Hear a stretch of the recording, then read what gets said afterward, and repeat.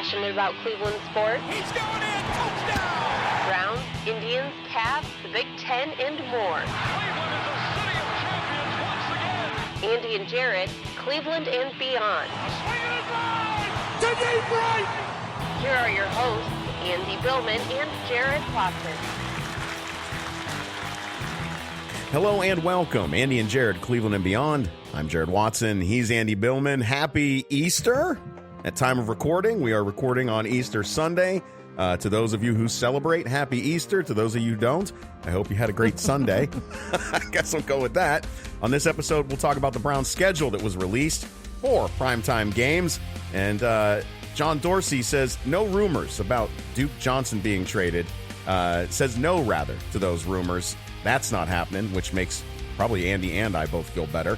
The Tribe welcome back Frankie Lindor on Saturday night and Jason Kipnis earlier in the week as the Indians went 4-1 during the week, almost 5-0 if it wasn't for blowing the lead on Saturday in that doubleheader in the late game. That was painful. That was the end. That was the end of my Saturday night, was watching that game, and I could have gone without it. Andy probably would agree. Painful. It was awful. Painful. And there's some reports here that the Cavs are looking at Rick Pitino as a possible head coach.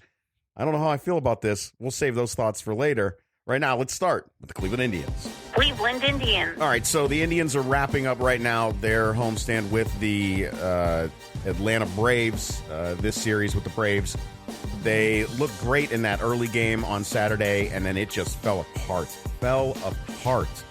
last night. And right now, Andy, what are they down? 8-0 here on this Sunday night game?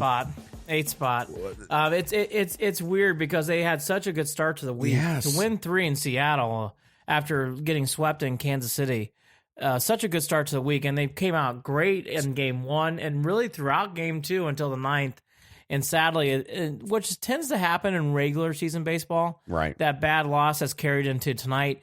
Josh Donaldson, boy, there's always been a theme with ex-Indians coming back to Cleveland and hitting the crap out of the ball, and Donaldson's picking up that Brandon Phillips stick and just smacking the ball around. He's really had a good night, and yeah. I guess let's start off with last night. And then getting into tonight, and then the week, because the week is still going to end on 4-2 unless the Indians have an amazing comeback.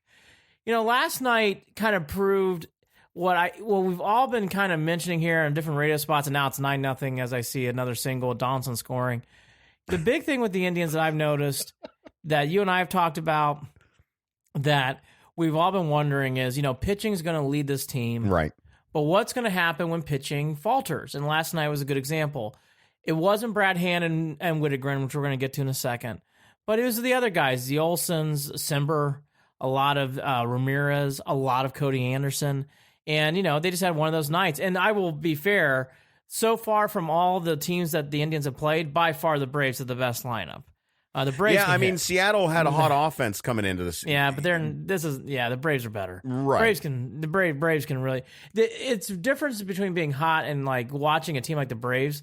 They can smoke the ball. Well, they're an example of a team that doesn't have the greatest pitching all the time either. That's right. I mean, Braves fans are kind of angry that they don't have that they haven't picked up a little more for their bullpen, I believe, as well. So yeah, bullpen's shaky, and that's where So last night they blow a lead, and where I want to start is not blowing the lead, because if you want to go through the bullpen arms, Nick Whittegren and Brad Hand are solid. You have a good 8th and 9th.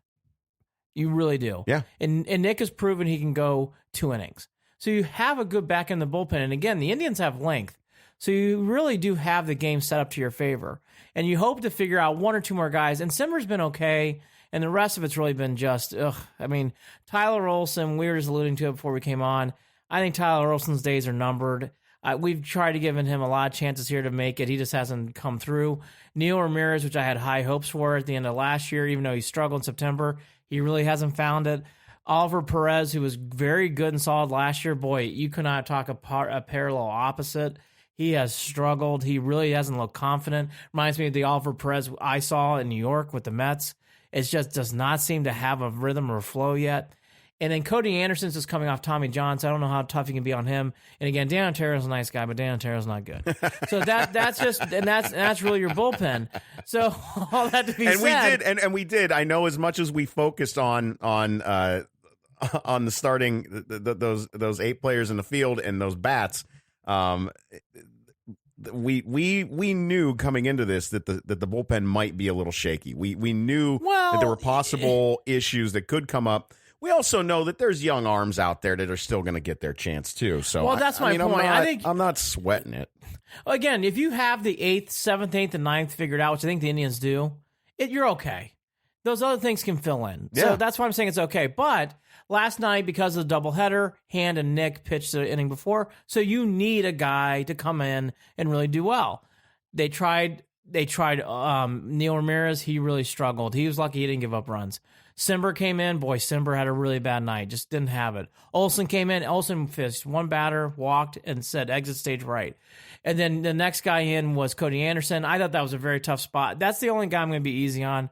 Cody's just coming off arm surgery. Anyways, getting to my point. So it's 8-7. So here's a chance for the Indians, though, to maybe get a rally going and get the lead back. And I thought the bottom of the 9th is what was more alarming, because those at-bats by Jake Bauers, by Roberto Perez, and by Tyler Naquin, it was actually Bauers, Naquin, Perez. They were all bad. Brutal. Bad swings. Yes. No confidence. And that's what bothers me about that loss. The bullpen, it's a doubleheader. We all know if Hand and Nick are in there, they'll figure it out. That's I have confidence in both those guys. But when you're in those days where you don't have those guys available and your bullpen does happen to falter, the Indians had a chance to come back and make some noise. And boy, Jared, they didn't even get a hit. They struck out. And all 3 swings were terrible. And that's what bothers me about the Tribe is this lineup is still frail. And they kind of alluded to it here in the ESPN broadcast. It's just frail. There's a lot of frailties in this lineup still. I'm really not a big fan of it. Well, I'm bummed. I'm bummed that Bauers isn't delivering. That's a big letdown. I am too. I do. The lineup does look better. Seeing Carlos Gonzalez in there, seeing, Jason Kipnis having a chance, although Jason, even tonight, bases loaded in the first inning, popped out to end the first. I mean, this is what, and I remember this was more 2014 Cleveland Indians, I believe, 2014, where you would have these games where they score runs out of nowhere, and you're like, wait a minute, they can score runs. I didn't realize they could score runs. They can score runs. It's great. And then you turn around and then they have a night like this where there's nothing, absolutely nothing. Bases loaded, nothing. Yeah, and I'll tell you, Kipnis pop flying out is a bothersome thing. Again, to your point, he just came back, and the lineup's definitely feeling better. It is, but there's no rhythm on this team, and there are some real weaknesses, and it showed in the bottom of the 9th. I mean, those 3 at bats were very poor, and I was going to go through it. So let's start with Bauers. I do think Jake needs time. But I also am just seeing things that are eye-opening, worrisome. And again, Memorial Day is I think you need to get us to Memorial Day. I'm even telling myself that. But Jake Bauers just doesn't look good. Well, and he's had a couple good at-bats. He's had a couple moments here and there. But Jared, over the long haul, I'm just not seeing it. And I'm going to wait patiently and give this until May. But boy, after late May, if I'm seeing this, I don't know. The Indians are going to say the same thing, and we know that, right? We know that. We're coming up on the end of April, and the Indians have a winning record. And do they still have that 1-game lead on the Twins right now? I don't know. It doesn't matter. Whatever. Doesn't matter. But the bottom line is it wasn't as painful in April as it could have been. It also was very much exactly what we expected when we look at the weak spots of this team. Oh, there's no question. Yeah. Again, it's frail, but they have such strong pitching that they can probably win these games to make the playoffs. I think they will. I really still believe that. Yeah. But that's how frail it is. Meaning, like games like tonight, 9-0. Look, most teams down 9-0 are going to win in baseball. But for the Indians, it's more like, can we get through this game? I mean, that's what you kind of feel like, because you just know the Indians don't have the bats to do it. The other thing, too, last night that I know Rick Manning pointed out, and I felt the same thing with Jake Bowers. They had a situation with Kipnis on third, and Jake Bowers was bunting with no outs on a squeeze bunt. I mean, is that what we're going for here? Like, boy, I just feel like this team is really trying to get really pushing and squeezing out every bit of juice here to make orange juice. And again, the catcher thing is going to be a bigger topic as we go along too. Perez is at 150. Pilecki, he had a hit tonight.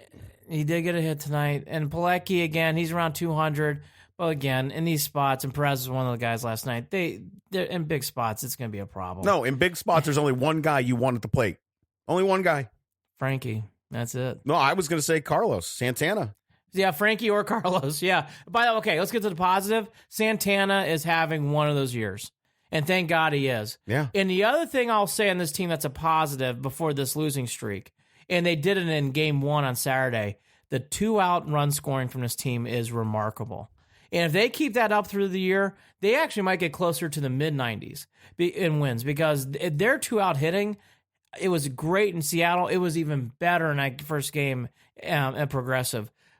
Great hitting with 2 outs. They scored all those runs. That 6-run burst was all done with 2 outs, and they're leading the league in that category right now. So hey, 2 outs led to the bases loaded this first inning of this game, and well, they didn't come through. I know Kipnis really let me down on that one. So yeah, well, exactly. And by the way, the other thing too with the Indians, to Jared's point about April, it hasn't been your normal April. It's been busy. Carlos Gonzalez, as he alluded to, is now here. Jason Kipnis came in Seattle. I did want to get to this. This is Brad Miller, Hanley Ramirez. Hanley, quick thing on Hanley, he did win one game. He won that Twins game. Yep. So he had his moment here in the team, and he kind of left. It just didn't seem to be working. And I'll be honest, it was a quiet exit too, wasn't it? It was Very quiet. And I'll be honest with you, like, I was excited about Hanley after that first 2 series. Then I saw the other series, and now I was like, well, this is the reason why he was on the fringe of not making the team. He just didn't have it. Brad Miller. Now, I was surprised about this, and I know we both were. And I know Brad Miller is higher on age than Stamets and Moroff, and I understand that Brad's just a second baseman. So his utility skills are lower. Frankly, though, I thought Brad Miller should have stayed because I thought he could hit. I thought he's one of the few guys who look comfortable at the plate and get hits in big spots. And nothing. And by the way, Moroff's had a nice series over the weekend. He's played well. But still, with that said, Jared, I would have preferred to keep Miller and either send Stamets or Moroff down to Columbus. The type of, let's talk about this too. What does that say to the fact that he made the comments that he made as he left? Because that surprises me in regard to this Indians organization as an organization. I mean, we expect Trevor Bauer to kind of pipe off every once in a while regarding, we've had that, especially during the arbitration issues that happened.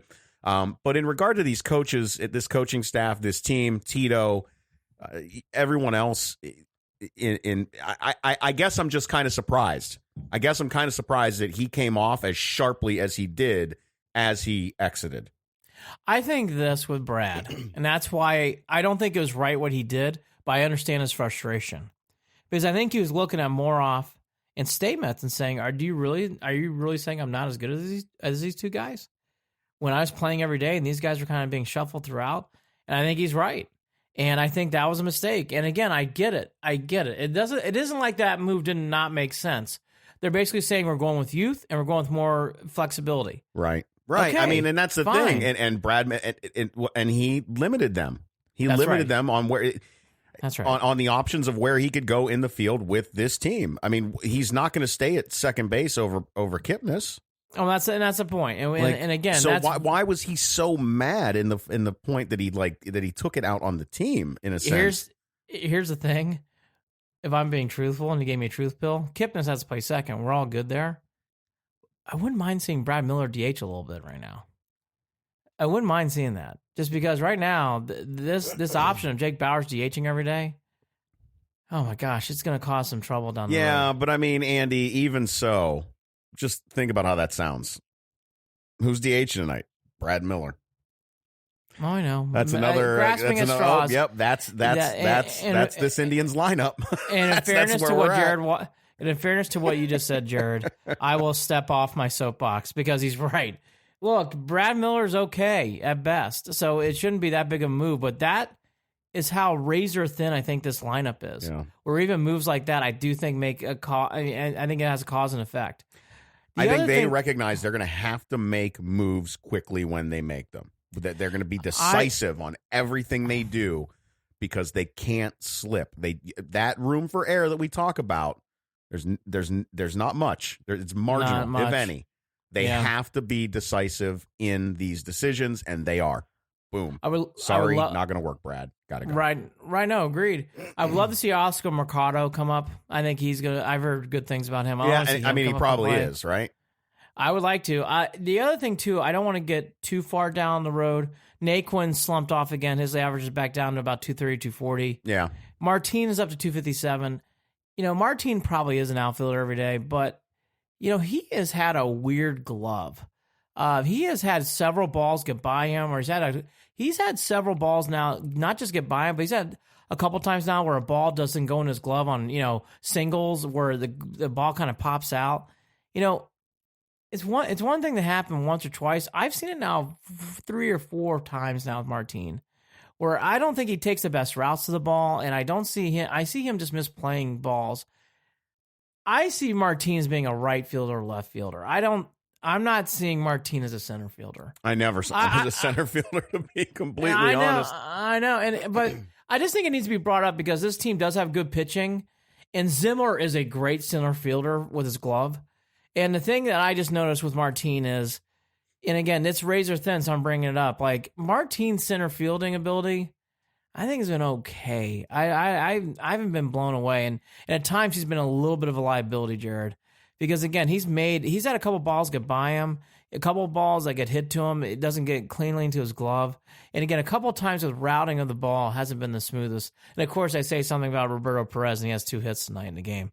But going back, I think that's something else to go to. I'll hit on 2 more positives though.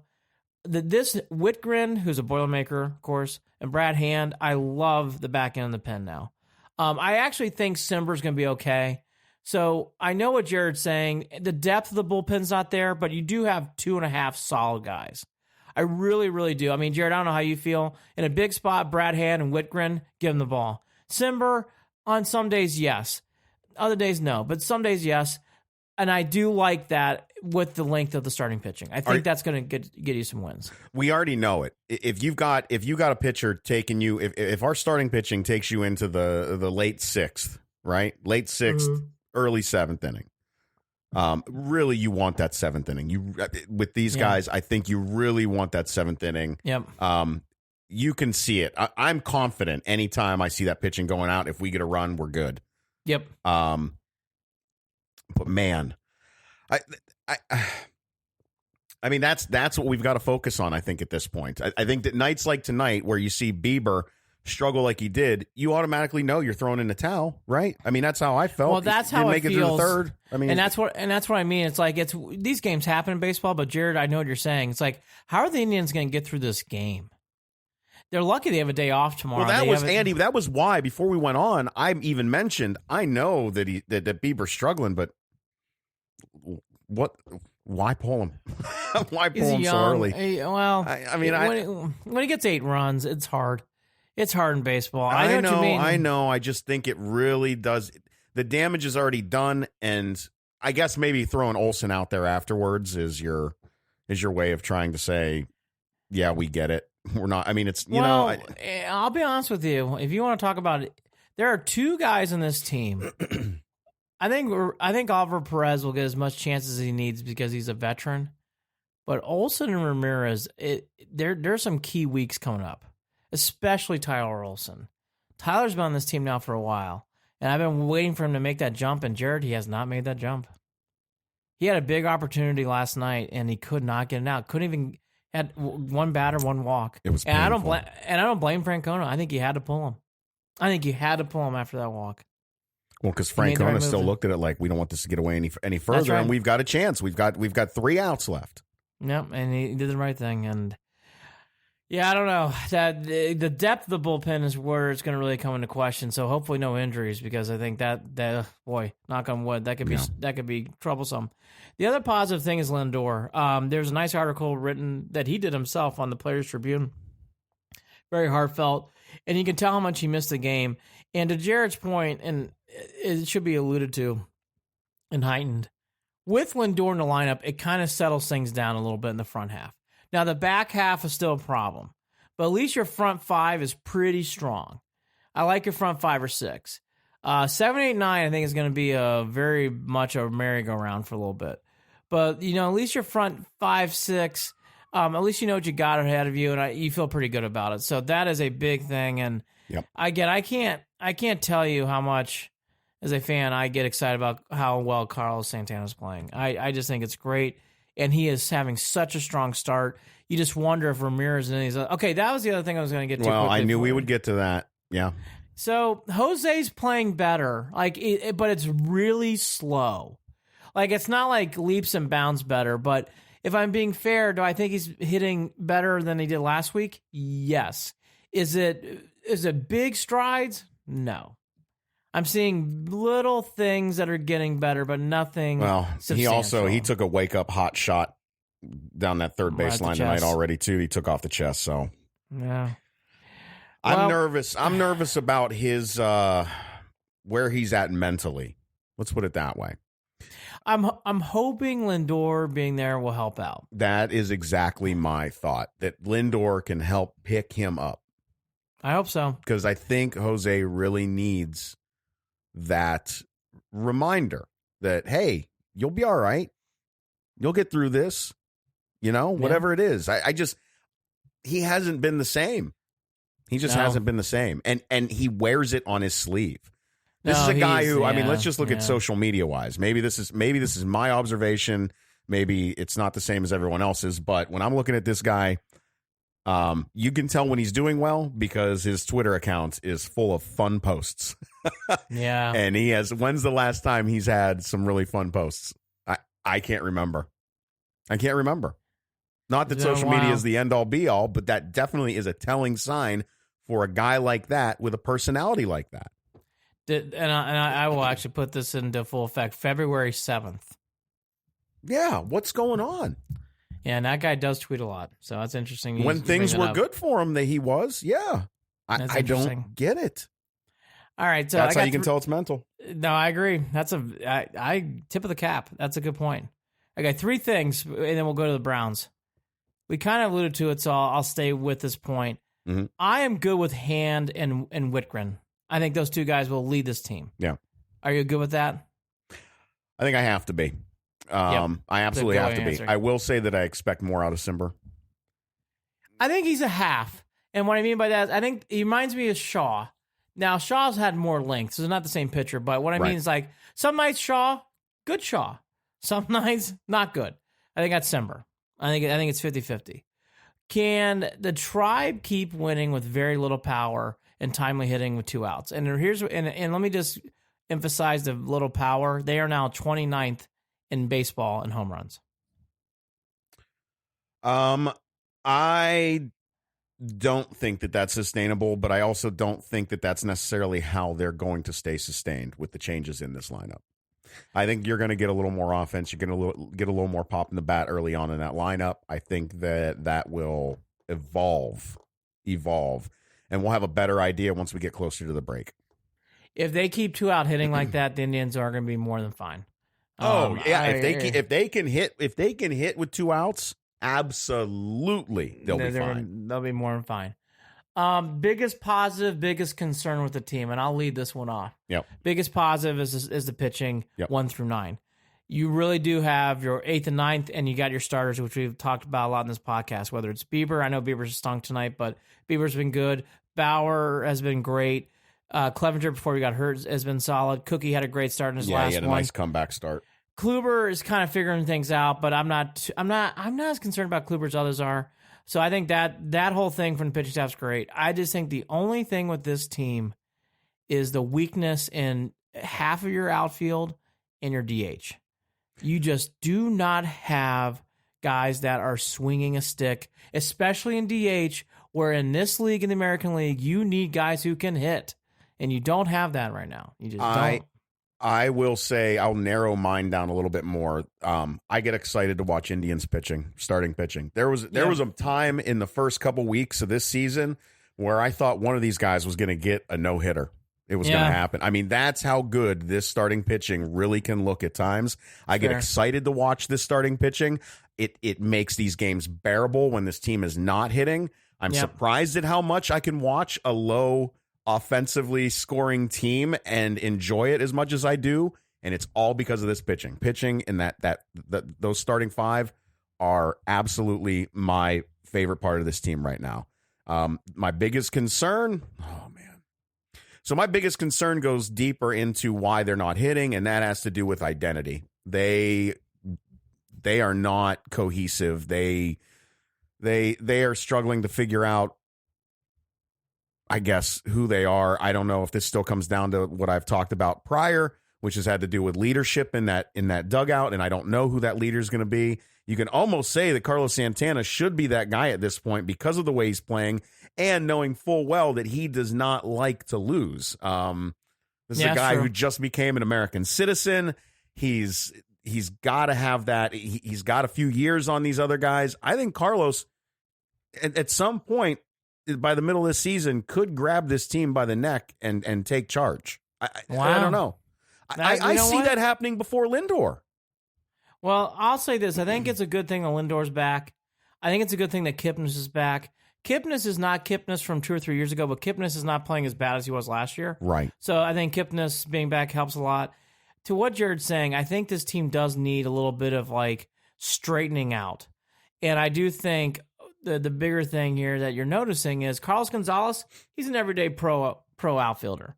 So that's good to see. But he's not the leader of this team. No. And, you look at the other guys, it's not Martin, it's not Naquin. No. Jose Ramirez, it's not going to be him.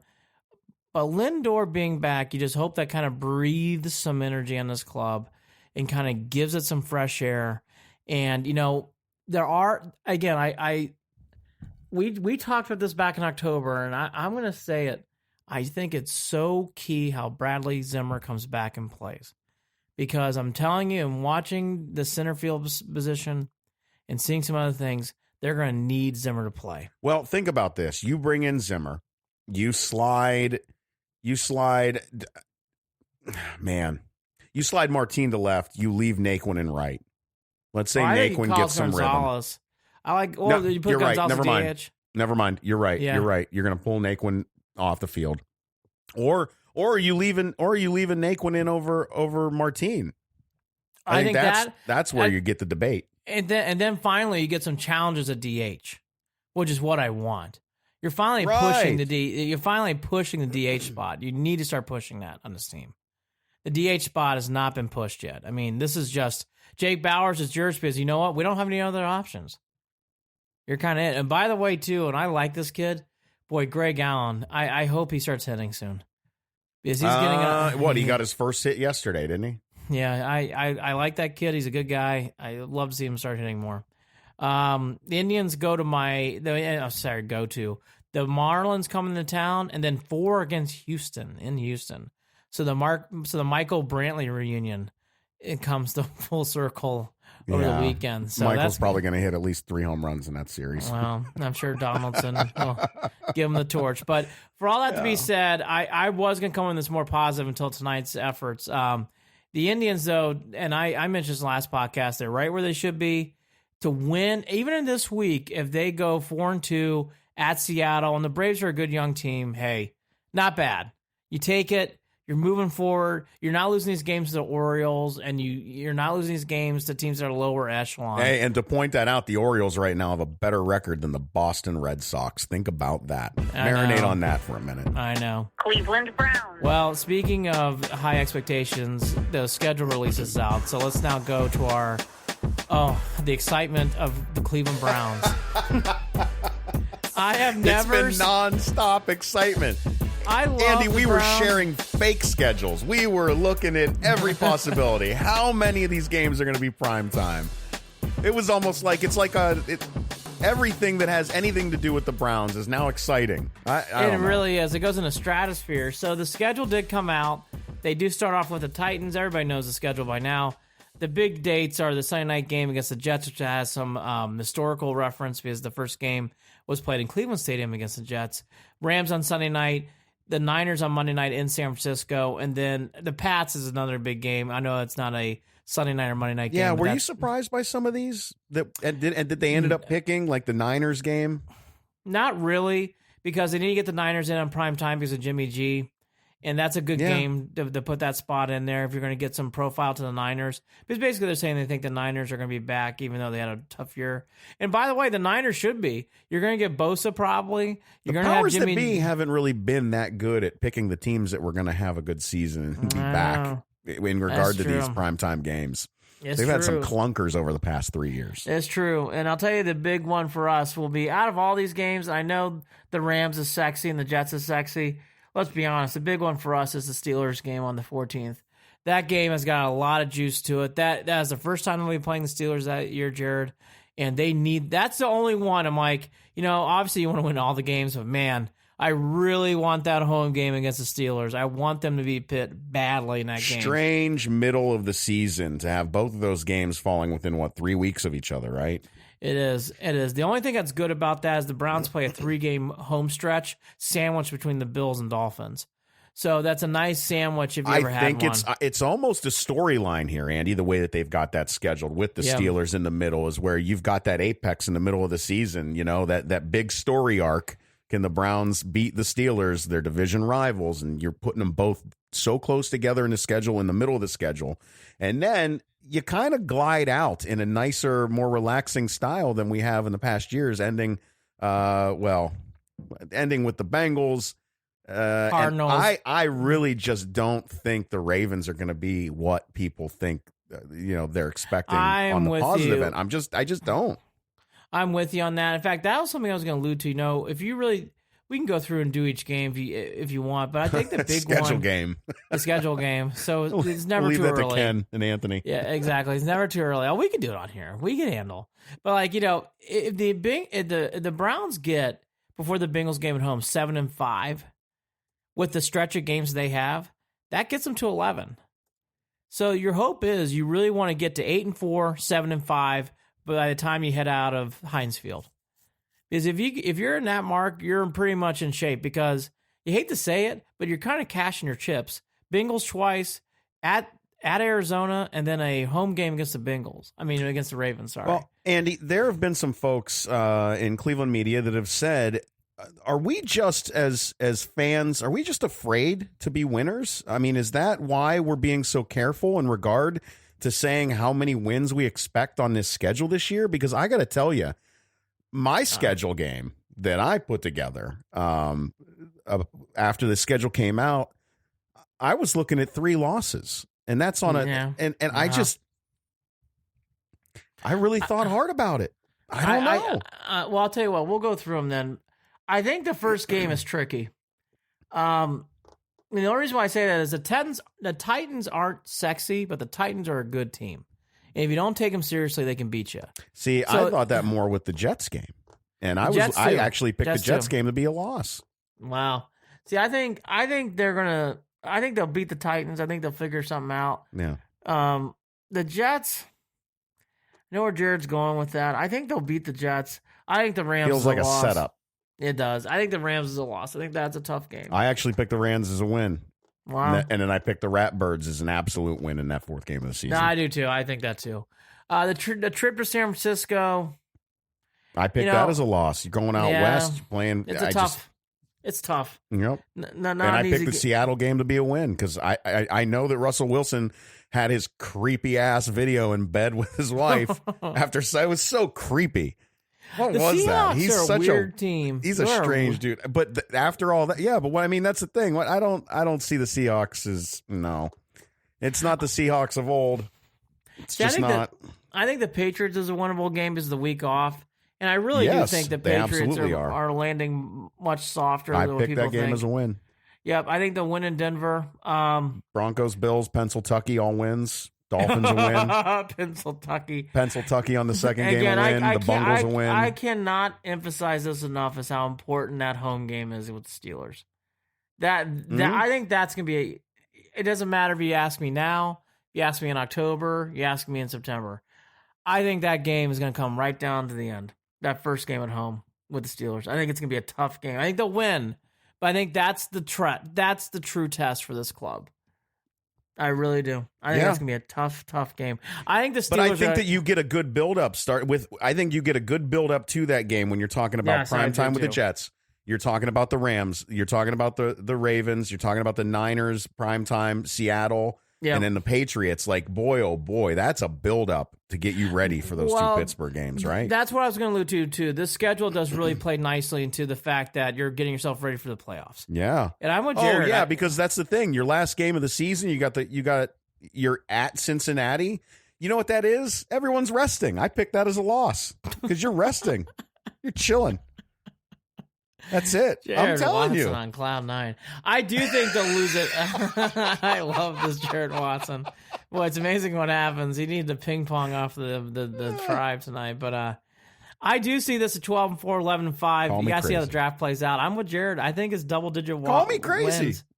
I do too. I think the schedule really broke out nicely for the Browns. There really isn't too many hiccups. I think the only one are those games early.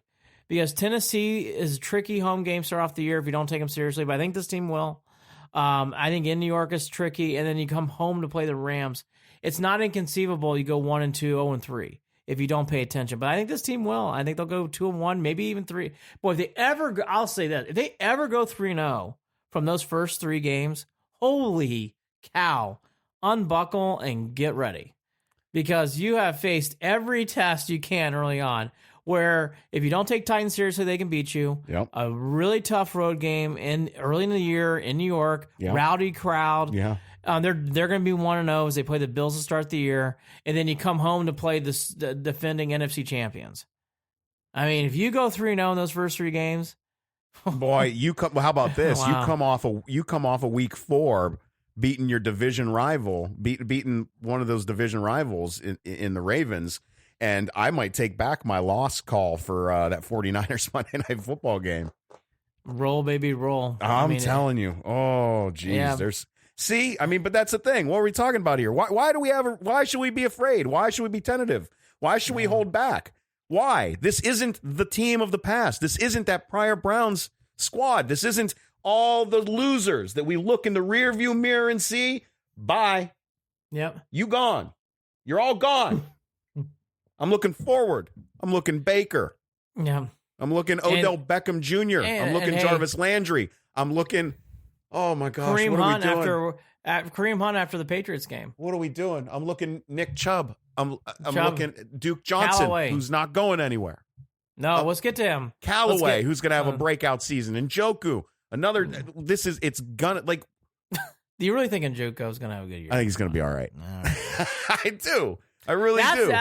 Okay, ready for this? Are we ready to line up our big field goal with Greg Joseph in a big spot? I still don't understand what's going on with this right now. I don't get it. I don't know. Because let's be real about this. This is the stuff that could even if you get to the end, you could lose playoff games and Super Bowls if you don't have a guy you can trust kicking. Yep. So the schedule works out nicely. The Bills. Ask the Bills, ask many other teams. Ask Green Bay a couple years ago when Crosby got the Ips. Ask the Vikings when they couldn't make a field goal from Blair. Who, oh my gosh, just a field goal kicker can really be the death of you in a big spot. And it isn't just recently, it's throughout time. Yeah. The other big news story that came out of the Browns, as you alluded to, was Duke Johnson comments from Dorsey. Dorsey gave his, as every team does. Dorsey isn't unique. He's giving his annual presser before the draft. For us who forget, the draft is Thursday. So that is coming up too. I forgot for the it was Browns. that soon. It's coming up. So Duke Johnson was the real big storyline here. I'll quote Dorsey here. I continually keep telling you all that Duke is a very talented football player. We see a lot of stuff for Duke moving forward into the future with regards to him.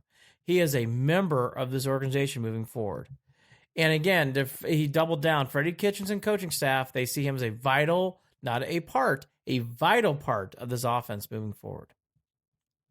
I mean, those are very strong comments. Those are the kind of comments where he's even alluding to, like, hey, we may just be keeping him not just this year, but beyond. I'll tell you what, that's encouraging. That could also be a way of trying to get him to play as well as he can before they dish him halfway through the year. All that and more, Jared. All that and more. But we're talking about John Dorsey here. We're not, Yeah, he's definitely a cowboy when it comes to that stuff in a good way. And I think he could definitely pull the trigger if the deal's right. But I think he's staying. Yeah. He's not one to really lie about things either. No.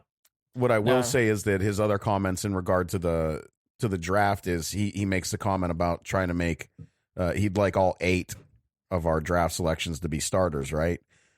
Even just using the number 8 and having 8 draft picks, I think is a distraction to the fact that he may be trying to move up in the draft too. We'll see. I'm indifferent if he moves up or down. There's just one thing I learned about Dorsey last year. Callaway being a great example. Was Callaway's taken in the 3rd round. He finds players that Avery. People forget Avery had a really good year for the Browns. Yeah. Played nicely, did some nice things out there. So his draft picks really get a lot of mileage out of it. There is talk about moving up into the 1st round or maybe going back in the 2nd round. All that stuff to be said, Jared. I'm not going to pay attention as much anymore about who they select and why they selected them. Meaning, like, I'm not really looking so much for, like, the Browns need. In the past, I'd always be like, boy, the Browns really need X.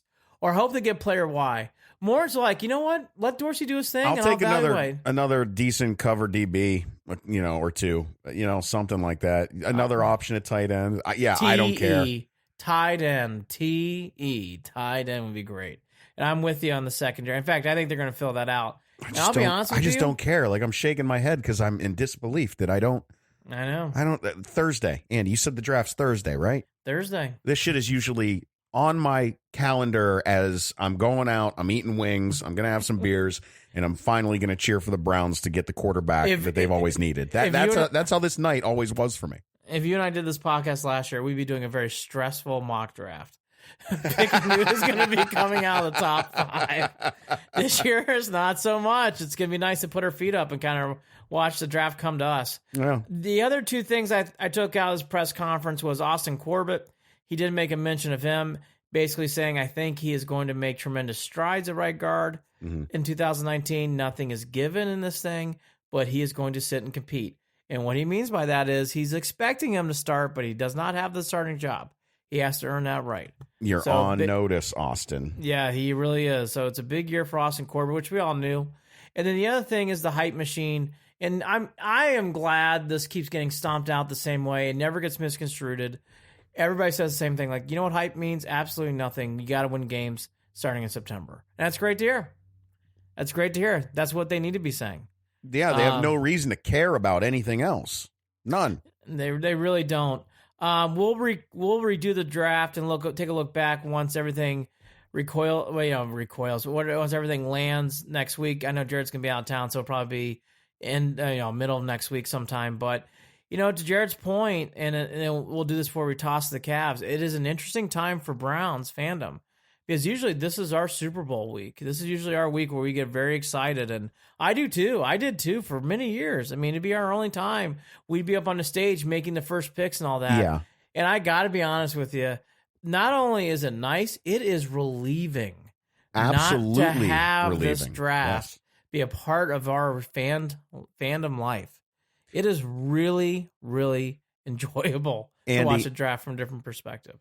And to also reference back to this hype machine issue, we have to really look at how this team was constructed, the players that are the players and the playmakers that are on this team are just that. They are on that team because of the hard work that they have put in on and off the field that is demanded of them by this regime on and off the field. Yes. So where's the hype? The hype is that you have a bunch of hardworking, really good football players with an opportunity to make something special happen in Cleveland. Yeah. Right?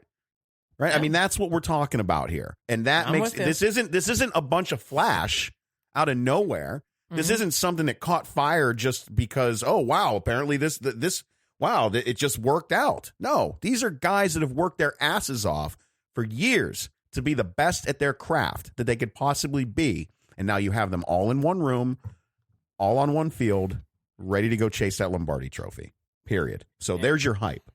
There's your hype. These aren't guys that got good. It's not all just talent. You know, Odell Beckham Jr. might be a blessed, talented individual, and Jarvis Landry. But you know what? Those two were practicing one-handed catches at 2 a.m. when they were kids. Like this is stuff that comes from putting in the work. And same with Freddie Kitchens. And same with Freddie Kitchens, too. He's put in a lot of time and work into his career. I think sometimes people have been too flippant about him. And it's easy to do that because he's never coached a game as a head coach. But I think people are being a little too harsh. That guy came up through not just any college. He went to Alabama. And didn't just play punter at Alabama. He was a starting quarterback at Alabama. Yep. So, I mean, he has gone through a lot of different situations, and I think that needs to be reminded. Speaking of coaches, did you hear who might coach the Cavs? The latest rumor, and I knew this would happen. I've been alluding to it. Who is the star name? Jared, there's always a star name attached to the next head coach for the Cavs. Krzyzewski. It's a Krzyzewski. 1 year it's Izzo. Maybe Calipari. This year it is Bad Rick. Mata's making a comeback. Oh, boy. That would be a shock. This time it is slick Rick Pitino being bantered about by Peter Vesey. And Peter Vesey's a long-time NBA journalist and reporter. So this isn't some guy ripping off the hip here from Twitter. I mean, he's been around for a long time. Now, he says Dan Gilbert and Pitino have spoken about the Cavaliers coaching vacancy.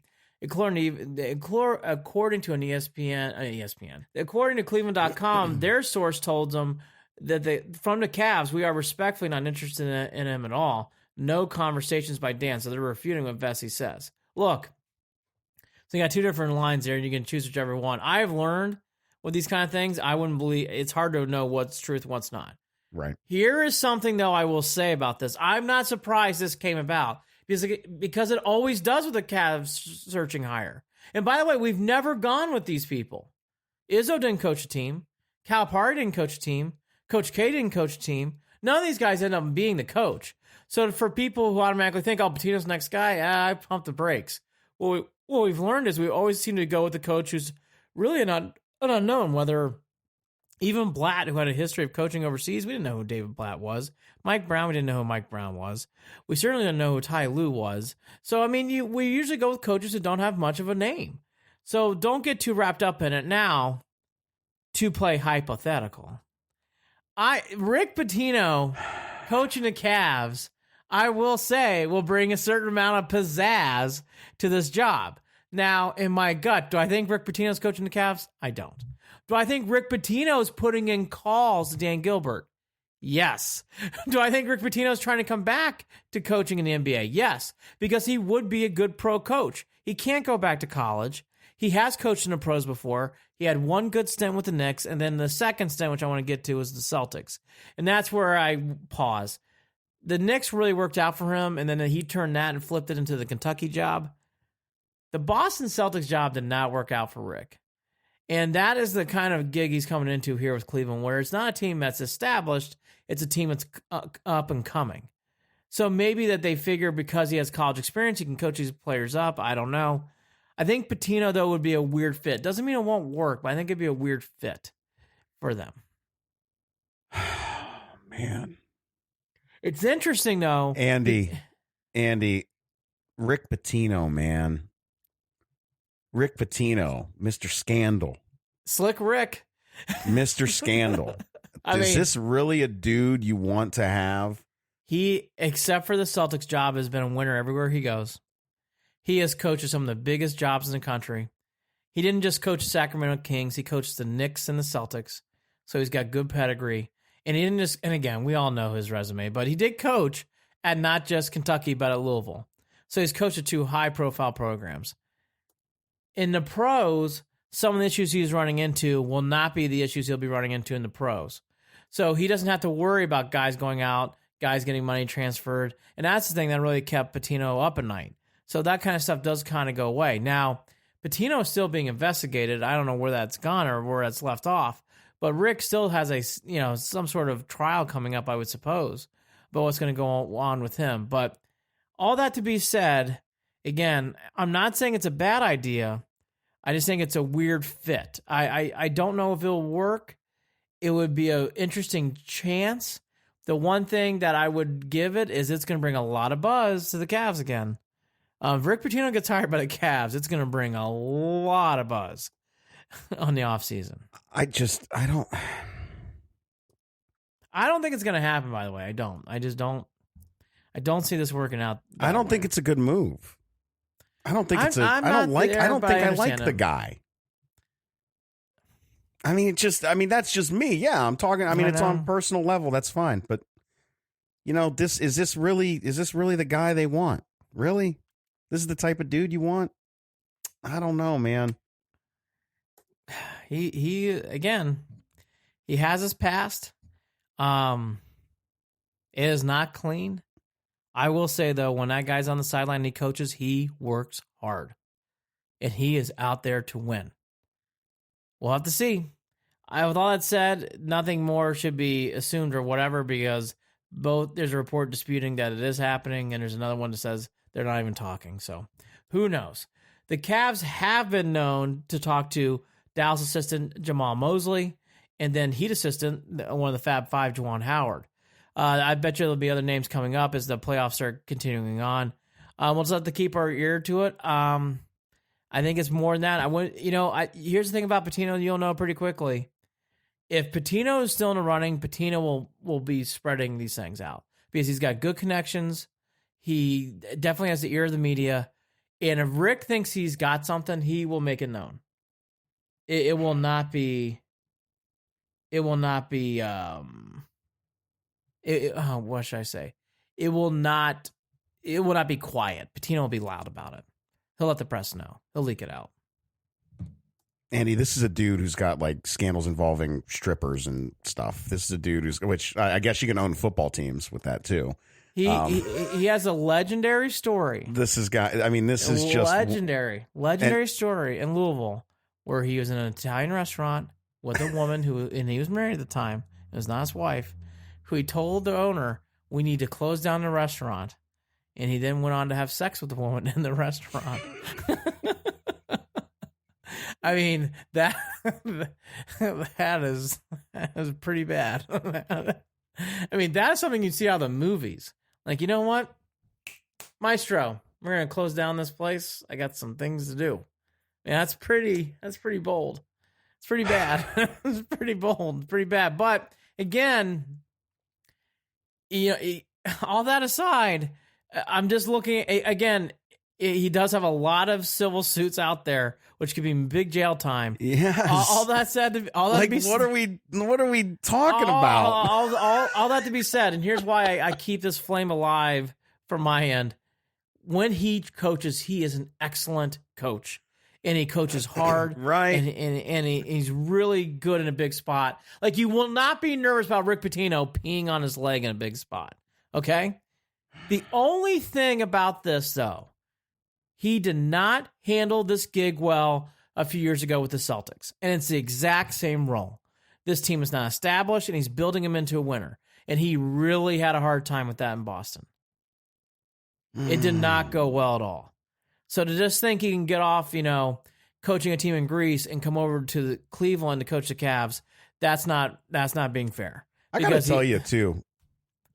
You know how much he looks like Tony Grossi? Don't tell Tony he said that. Don't tell Tony I said that. Him and Tony look related.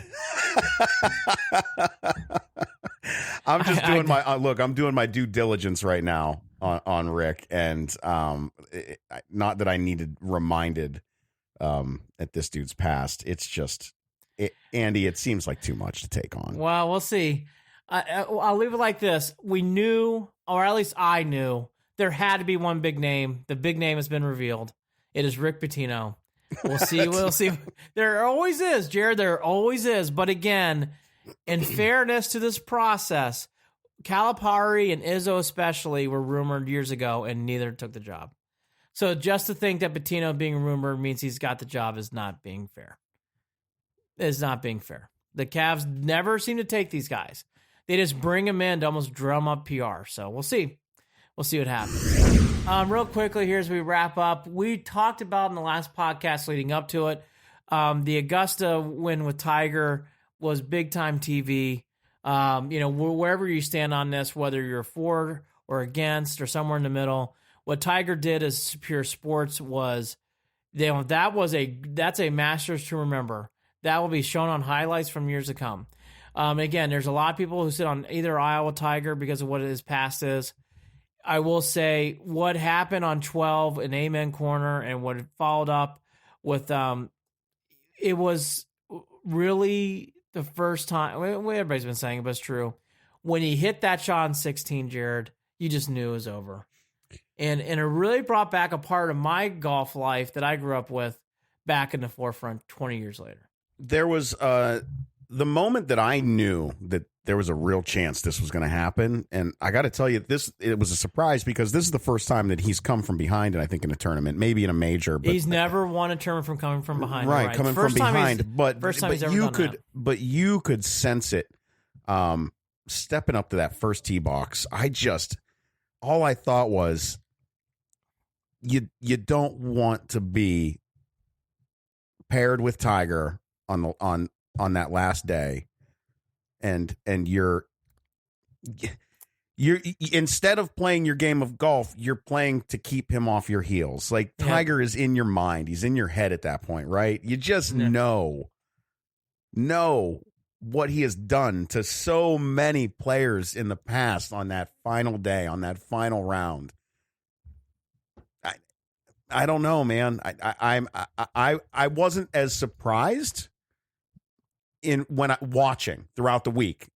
I wasn't as surprised that he won it, but looking at the adversity that he had faced in his life, and he's had his own scandals. Him and Rick have a few things kind of in common here. Yes, they do. Very similar. But it's nice to see Tiger swinging without back pain, or at least it's not visible. It's nice to see Tiger playing the game of golf that we were used to seeing him play. Now it's back in the conversation. I never thought it would be in this conversation, but now he's back in the conversation of winning one more major and catching Jack Nicklaus on. The two things I'll say too, and you're right about Nicklaus. Three more majors, one more Masters, I think. Correct. Is the correct. number. Yeah, I think you're right about both. The other two things, Molinari, I thought Molinari, after he kept scrambling out after the first night, I'm like, gosh, he's just going to scramble his way into victory here. He finally scrambled too much, and it got him into the water, the creek shot on 12. I thought, I was like, oh man, this is no bueno. And then the other one, he held in there on a few times that I thought he was going to flop. I did, and boy, he just and once you hit that kind of shot in that kind of moment, Molinari the wheels kind of came off.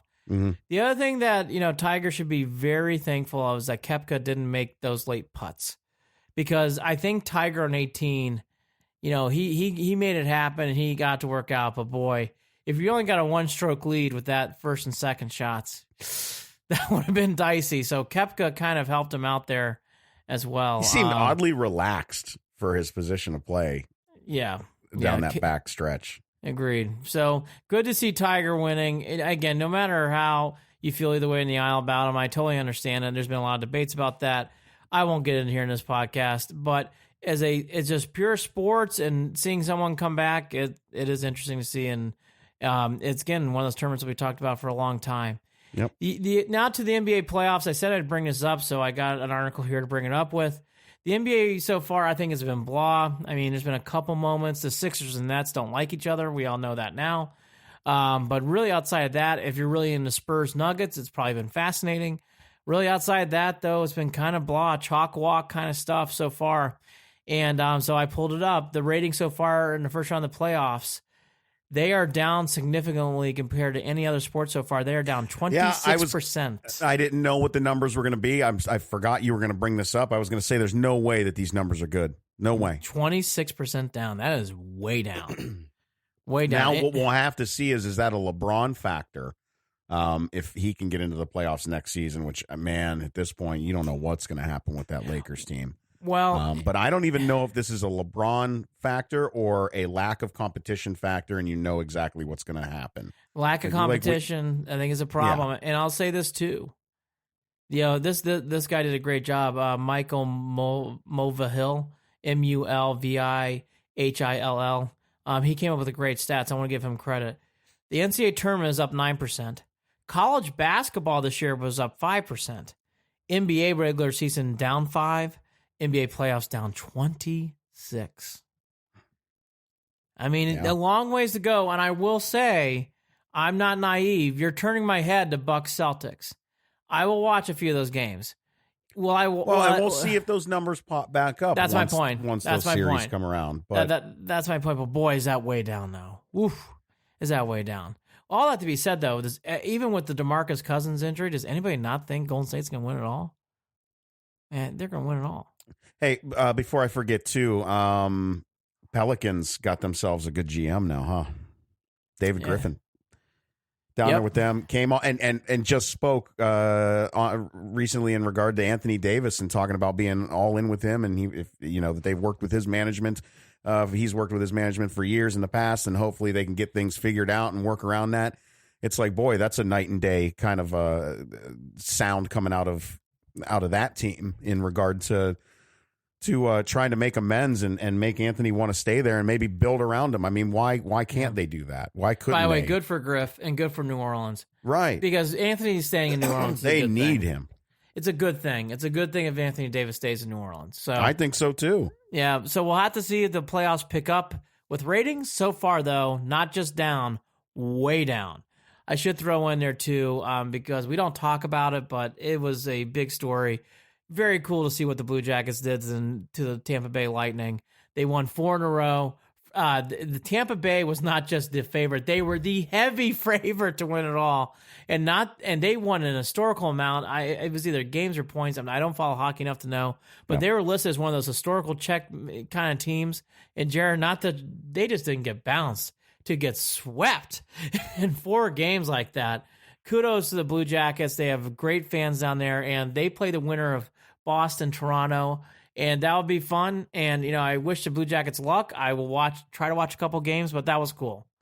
Cool to see. A big reaction. I have never in my life been able to watch hockey. I'll try. I just can't. I know. I will try to get into it too. But I will say the Twitter reaction was wonderful.